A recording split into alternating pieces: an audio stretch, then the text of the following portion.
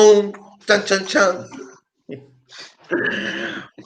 Olá, boa tarde, bom dia, boa noite para todo mundo. Estamos aqui mais uma vez no nosso programa Abrapso em Movimento, uma iniciativa da Regional São Paulo, do Núcleo São Paulo da Abrapso, conversando com diferentes colegas da América Latina e também do Brasil, diferentes regiões do Brasil, sobre a psicologia, sobre os movimentos sociais, conversando também com pessoas não psicólogas, lutadores sociais dos diferentes campos, um pouco para a gente entender qual que é a tarefa histórica da psicologia, entender também como que é a mirada de outros lugares sobre esse minuto presente que a gente tem vivido. E assim como eu fiz na conversa com o Inácio, lá no Chile, eu vou falar em mi portuñol selvaje com Eduardo Vieira, porque sei que é melhor para nossa comunicação. Eduardo Vieira, nuestro convidado de hoy, nuestro invitado, es psicólogo, magíster, mestrado en estudios latinoamericanos por la Universidad de la República, doctor en psicología por la Universidad de San Luis en Argentina y es especialista en catástrofe y violencia política por la Complutense de Madrid. Y también participa de colectivos que van a pensar ahí la psicología de la liberación, la psicología latinoamericana. Desde esos espacios ya nos conocimos ya algunos años, ¿no? Y muy bien, Edu, ¿cómo te trata Montevideo, Uruguay, en tiempos de pandemia? Bien, bueno, antes que nada, yo el portuñol me sale mal, así que voy a hablar en español lento y despacito para entendernos.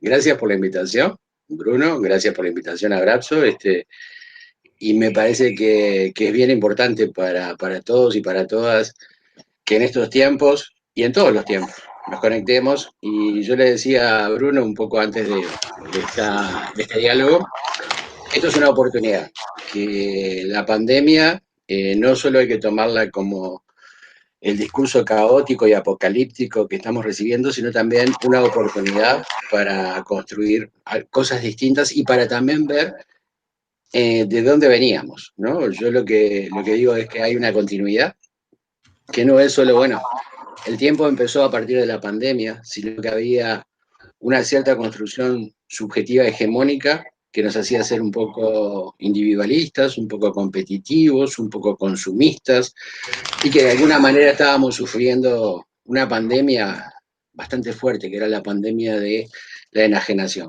Entonces, bueno, ¿cómo me trata a mí acá? Yo, por un lado, por suerte, habito un lugar que tiene terreno, que entonces me permite moverme, y con mi compañera hemos cambiado plantas para un lado y para otro. Las plantas están mareadas de tanto cambiarse.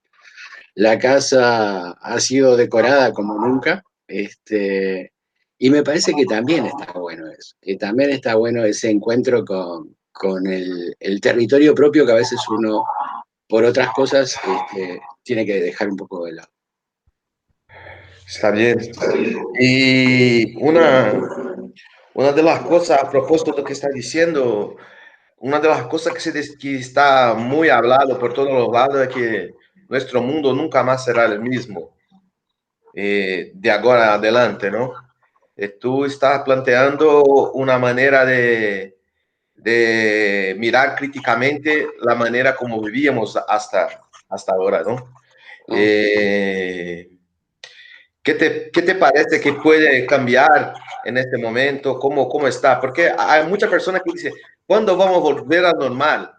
Mm. Pero el normal, ya no sé si alguna vez el normal fue bueno, pero normal ya no está ya no está en una buena situación hace mucho tiempo, ¿no? Entonces, ¿qué normal es ese que queremos volver? ¿Y cómo pasa eso del mundo que va a pasar ahora? Que ya está pasando, la verdad. Es bien interesante esto que decís, porque acá en Uruguay el presidente actual que tenemos, el gobierno actual, la consigna que han lanzado es que vamos hacia una nueva normalidad, ¿no? Sí, Después, la nueva normalidad después de la pandemia. Y yo comparto esto que vos decís. Bueno, capaz que cuando uno habla de la normalidad, normalidad viene de norma. Y habría que ver si la norma que nos rige, o la norma más hegemónica, digamos, en cierta forma de producir subjetividad colectiva, era sana o era saludable. Y tal vez a veces lo anormal era justamente la resistencia a ciertas prácticas enajenantes. Entonces, las nuevas normalidades, y yo creo que sí, que se van a constituir y que se están haciendo todos los esfuerzos para constituir nuevas normalidades, que son peligrosas en muchos sentidos. La de la higiene social, la de el control, que de alguna manera, cada vez más, mucha gente dice, bueno, necesitamos que nos controlen más, que nos cuiden más, si invaden nuestra vida cotidiana, nuestros datos, bueno, es para cuidarnos. Y ese lenguaje paternalista de algunos gobiernos es muy peligroso. También es peligroso y mucho más el otro, el que dice, no, ¿saben qué? Descuídense, no hay problema.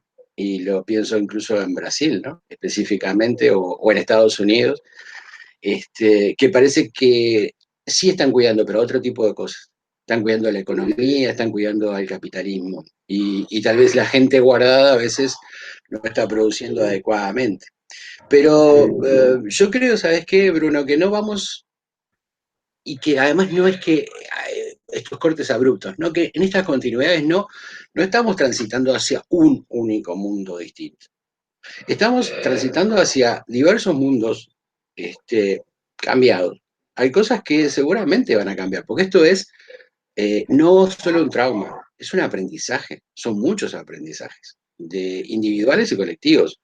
E incluso esto que se va generando cada vez más, estos contactos virtuales que estamos haciendo. Ayer justo hicimos una conferencia por el FEPSI pensando en estos temas también, ¿no? En estos temas de qué mundos vienen, qué estamos construyendo y todo lo demás. Y yo decía, bueno, también en esto empezamos a conectarnos de otra manera. Y hay que pensarlo más, yo lo pienso como un FODA, ¿viste? Esto tiene debilidades, pero también tiene fortalezas. Tiene amenazas, pero también tiene oportunidades. Y yo quiero conectarme más con la oportunidad. Yo, un poco, vos sabés que de lo que me conocés, yo pienso, como decía un pensador nuestro, José Luis Revelato, que la esperanza es revolucionaria. La esperanza activa, no la esperanza pasiva, no la esperanza mesiánica, sino la esperanza desde juntar colectivos, y ahí lo decía un poco el subcomandante Marco, decía, un montón de desesperanzas pueden constituir una esperanza organizada. Yo, capaz que por ser optimista, yo creo que sí, que se nos está dando la oportunidad también para eso, para poder construir otras formas de ser y estar en el mundo. Y se apagó la computadora. Ahí está. ¿Se entendió por ahí? O sea, yo no, yo siento de verdad que esto es muchas oportunidades. Y también para aceptar pluralidades, también para conectar con los saberes ancestrales que nos construyen, también para conectar con las colonizaciones que también nos construyen, y poder decir, bueno, ¿en qué vidas estamos? ¿Qué es lo que estamos eligiendo? ¿Y qué es lo que nos obligan a hacer? ¿Qué es lo que nos obligan a hacer desde esa demanda de normalidad? ¿Y cuál el papel de psicología en este momento? Tú has estado hablando de una la formación subjetiva del capitalismo y también de nuestra resistencia al capitalismo.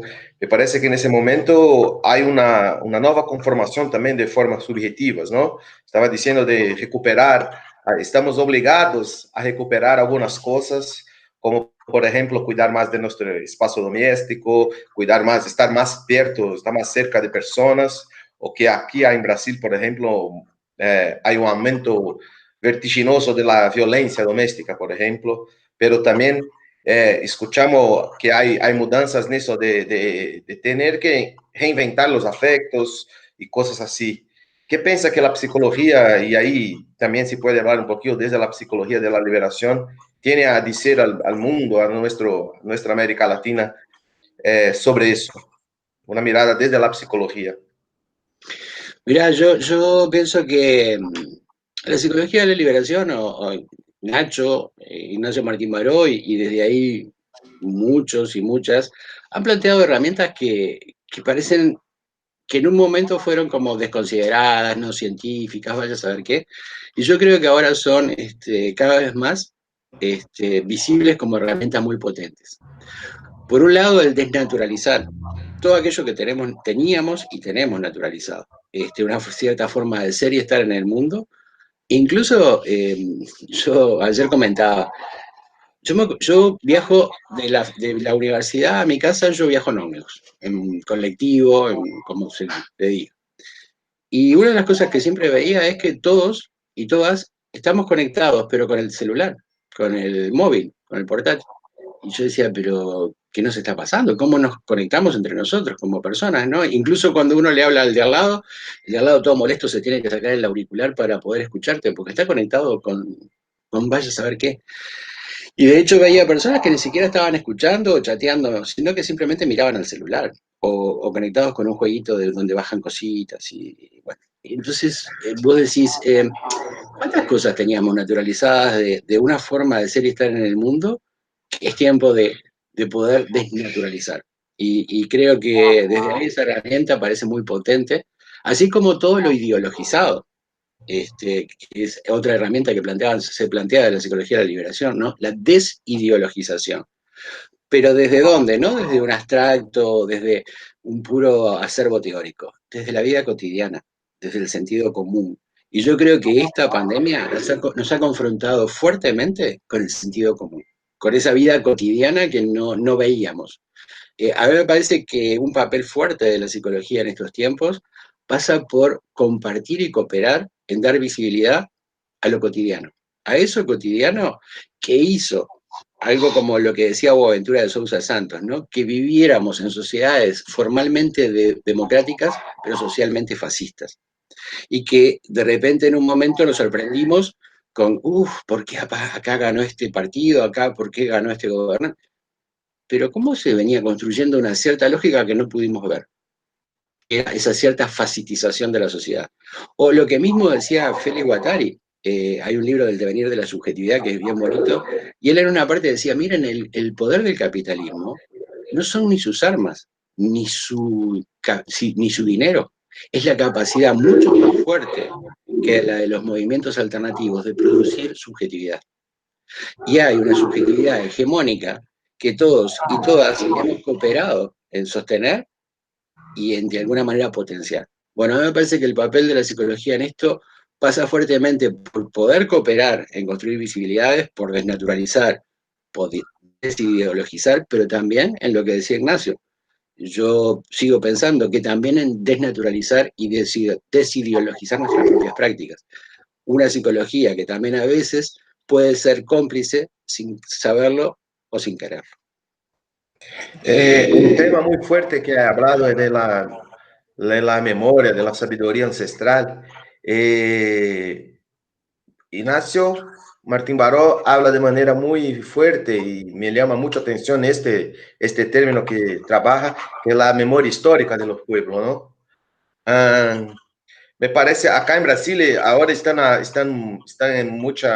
en visibilidad muchos liderazgos indígenas que están hablando desde su mundo, desde su perspectiva, sobre cosas que muchas veces la ciencia occidental ha negado por muchos y muchos años, ha colocado en una visión como colonial y jerárquica, que son pensamientos menores, pensamientos que no llegan, que no tienen razón, que no... Y ahora me parece que desde esos espacios tradicionales de los pueblos, o no sé cómo llamar, están viendo miradas muy importantes para pensar alternativas, ¿no? Para pensar lugares y caminos, ¿no? Más que lugares, caminos para salir de esa trampa que estamos enfiados, ¿no?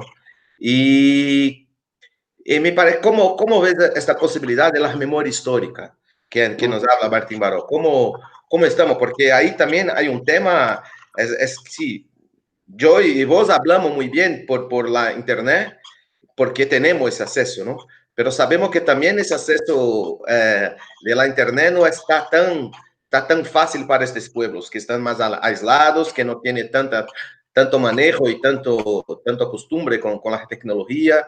Entonces, me parece que por un lado abre el camino para una recuperación de la memoria histórica, no sé si es la mejor palabra, o un uso de la memoria histórica de los pueblos, pero también tenemos ahí un desafío, ¿no? ¿Cómo te parece en estos tiempos ese tema de la memoria histórica? Mm. Mirá, yo lo primero que me preguntaba es si es cierto, nosotros, la clase media, o la clase por lo menos media, ¿qué te puedo decir? Media emocionalmente clase media, porque en algunos casos yo dudo realmente cómo es, pero por lo menos es la clase intelectual media. Este, que no estamos aislados por esto de la internet y que los pueblos, o que ciertos colectivos, y yo no sé, a veces pienso que hay formas de entender el aislamiento que también han sido colonizadas. De hecho, pensar, conectando con esto de la memoria histórica que vos decís, yo vengo trabajando y desde la tesis de doctorado, yo trabajo el derecho a la ciudad, ¿no? Y ahí como que conecté fuertemente con el buen vivir, o el sumaca usai, y el buen convivir, el sumaca maña, que son ancestrales, son pensamientos y prácticas ancestrales de nuestros pueblos, y que nos están enseñando muchísimo en estos tiempos. Y que esas prácticas hablan no del aislamiento, sino de la conexión, incluso ya no del yo y tú, porque cuando a veces hablamos del aislamiento es como yo y tú nos juntamos. Y ellos no tienen esa concepción del yo y tú, sino del nosotros. Entonces, cuando vos tenés el nosotros internalizado, ya el aislamiento es distinto, ¿no? La idea de aislamiento.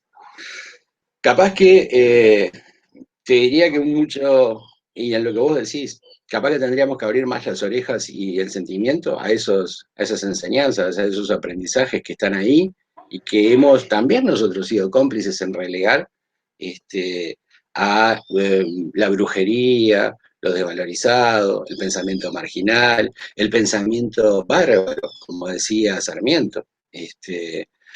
Civilización o barbarie, y lo que tratamos de hacer fue la civilización. Entonces acá en el Uruguay se construyó la reforma bareliana para ser como Estados Unidos o como Francia, y festejamos todos ese hecho de construcción del ciudadano occidental, o festejamos lógicas de ciertos derechos humanos que está bueno y que hay que defender, pero que también fueron constituidos a la imagen del ciudadano burgués francés o del ciudadano de los pueblos ganadores de una guerra mundial, y que de alguna manera hablaron de lo que era el sujeto normal y todos esos sujetos que fueron desplazados.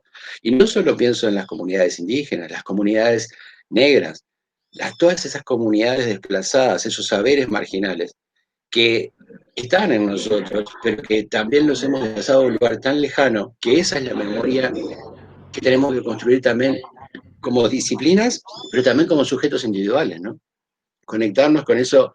Yo de chico, mi mamá y mi papá me llevaban a la bruja del barrio, a que me tirara el cuerito, y a mí me mejoraba.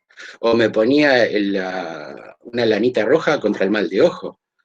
Y eso, uff, qué cosa mal pensada, ¿no? La ciencia es la ciencia rigurosa y científica.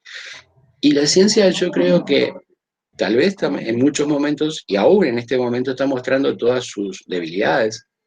Y no para descartar a la ciencia, sino para decir, bueno, construir ciencia es asumir que todos los sistemas de creencias pueden ponerse en diálogo y son necesariamente puestos en diálogo. Porque finalmente, voy a decir una herejía, la ciencia es un sistema de creencias, legitimado y validado, políticamente validado.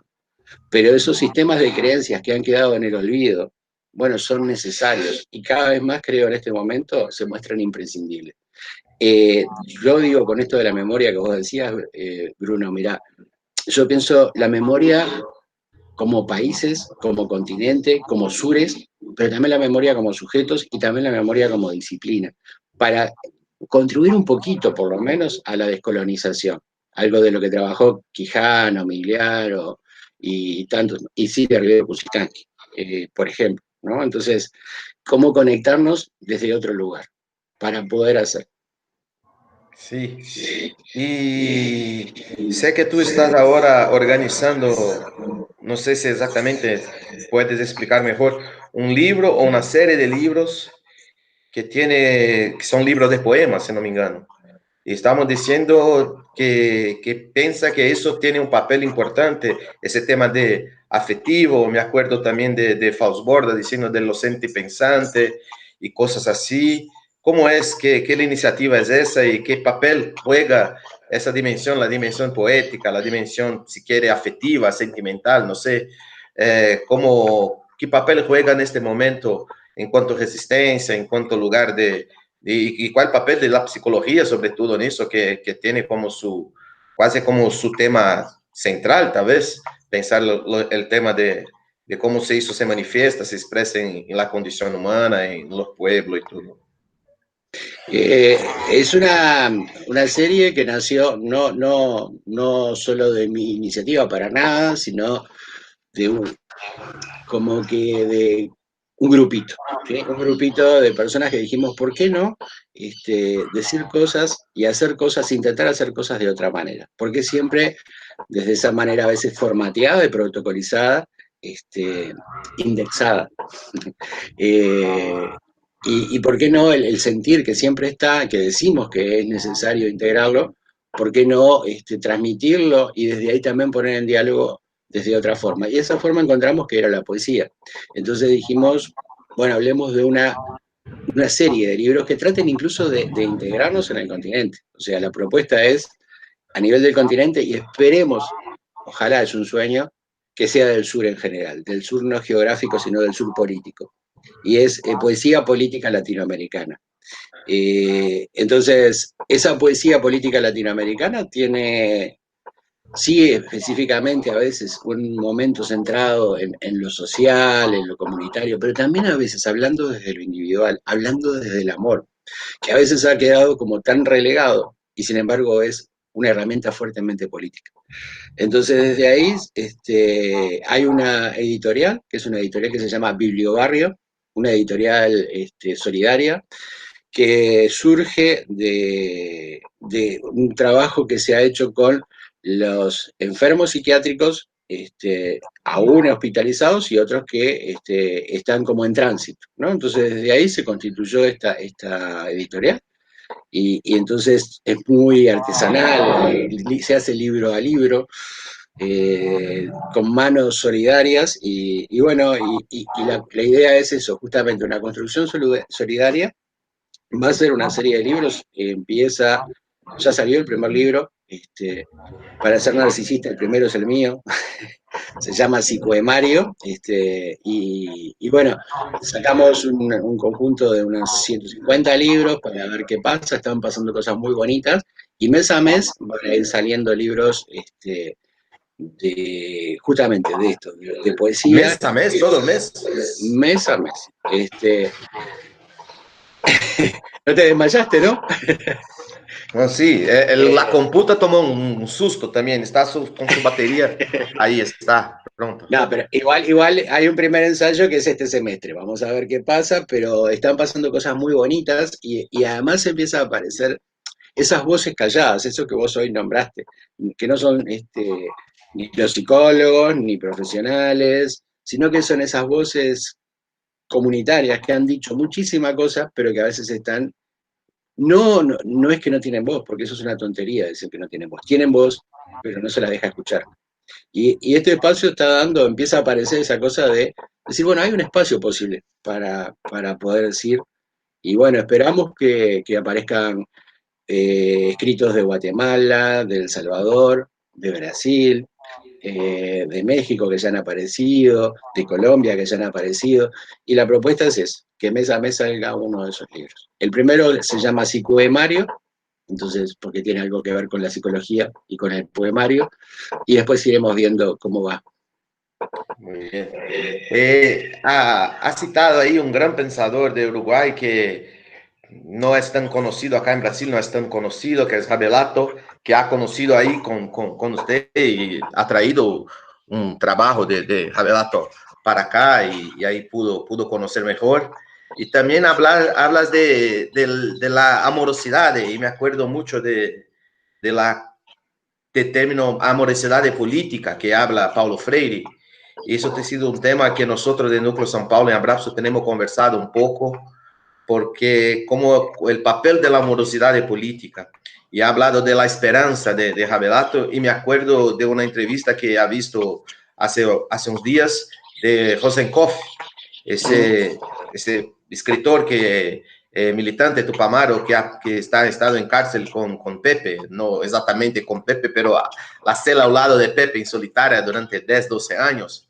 Y me parece que allí habla de una situación extrema de la vivencia humana de mucho sufrimiento, digamos, sí, que está aislado en una solitaria, en una situación de prisión política, de violencia política tremenda.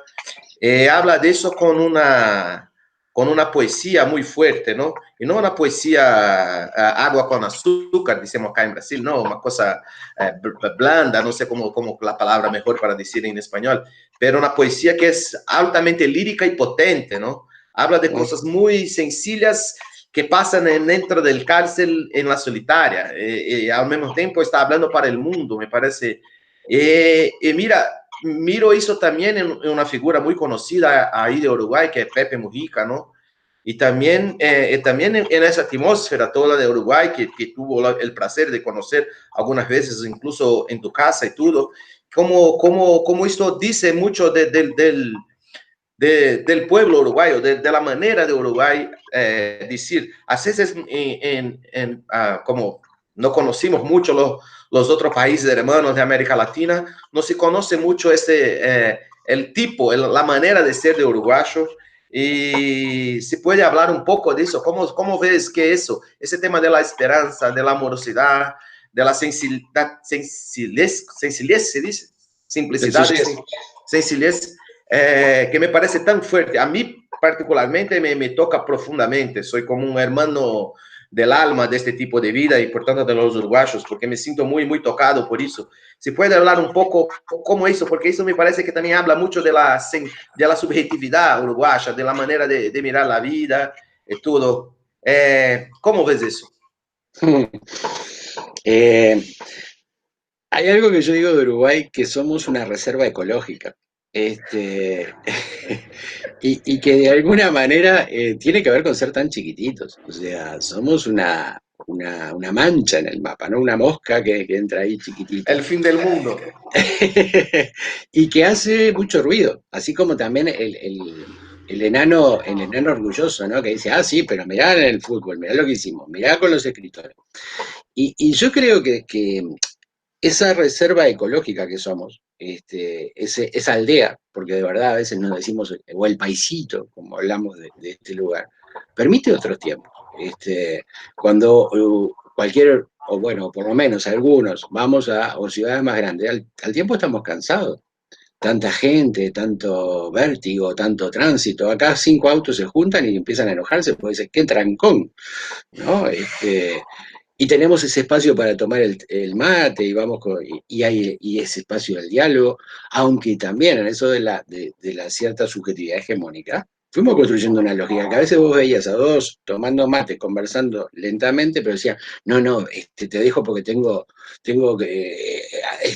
muchas cosas para hacer. Y en realidad no tenía muchas cosas para hacer. Pero es parte también de eso bueno, tenemos que vivir en el vértigo. Yo creo que eso, de ser un paisito, entre dos gigantes, entre Brasil y Argentina, que siempre han dicho, bueno, ¿quién se queda con ese pedacito de país?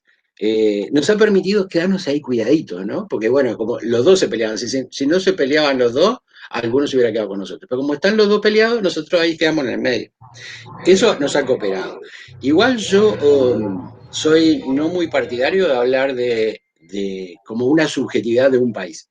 Yo creo que en este país hay, sí, gente, como vos decís, muy sencilla, muy amadora, muy constructora de esperanza, y otra gente muy fascista, muy egoísta, y como en todos nuestros países, está también muy planteada y muy marcada la desigualdad. Acá decimos que también tenemos nuestro sur y nuestro norte. Y allá en el sur, insólitamente en este caso, es donde están los más ricos, y en el norte los más pobres. Y con una diferencia muy marcada. Tan marcada, eso sí, de repente en otros países, los que tienen mucho a veces se exhiben como parte del pavoneo, ¿no? Acá no, acá se esconden. Y acá incluso si llega un gran artista o un gran alguien muy popular, muy famoso, acá todos disimulamos. Nadie le va a ir a correr a pedir un autógrafo o algo así. Es terrible ser famoso acá porque te morís de angustia, no te reconocen, ¿no? Y sí hay un cuidado distinto, ¿no? Sí hay una subjetividad hegemónica que marca que bueno que un presidente pueda caminar por la calle, que un futbolista famoso pueda caminar por la calle sin demasiado problema, y que tengamos tiempos como para conectarse. Y yo creo que por algo Galeano, Benedetti, el mismo Revelato que vos nombrás, por algo emergen también en esos espacios, ¿no? Yo creo que Benedetti nos pinta en muchísimas cosas, en este caso al montevideano típico. Pero Galeano también, en esa sencillez, en 4 palabras de repente, describe muchas ternuras y muchas amorosidades, no solo de Uruguay, del continente. Y te muestra toda esa sencillez que existe en todos nuestros pueblos. O sea que yo creo que eso que vos decís, Bruno, por suerte en cada uno de nuestros pueblos está. Y lo que pasa es que a veces ha quedado muy en el margen. Acá se da más que, bueno, son muy poquitos los que tienen mucho y muchos los que no tenemos demasiado. Y entonces eso tal vez permita esa expresión de sensibilidades. Así es. Eh, Futuro posible. Estamos así siempre hablando de eso antes de terminar nuestra charla en la BRAPS del Movimiento, hablando un poquito de futuros posibles, ¿no? Tú ya has hablado un poco de esta mirada, pero ¿qué piensa que va a pasar? Está dando foco muy fuerte en las posibilidades de resistencia, en las posibilidades de buenas posibilidades para nosotros, pero sabemos que también estamos ahí diante de una hidra capitalista, como se dice los comandantes zapatistas, que es muy fuerte, ¿no? Acá en Brasil, en ese momento, percebemos que se agudizó el proceso de deterioración del estado de bienestar, que ya no estaba nada de bienestar. Entonces están pasando más reformas, están pasando más leyes de mal gobierno para el pueblo, están pasando más plata para los bancos, todo eso está pasando en este momento de pandemia. Ya estaban pasando, pero ahora está más fuerte.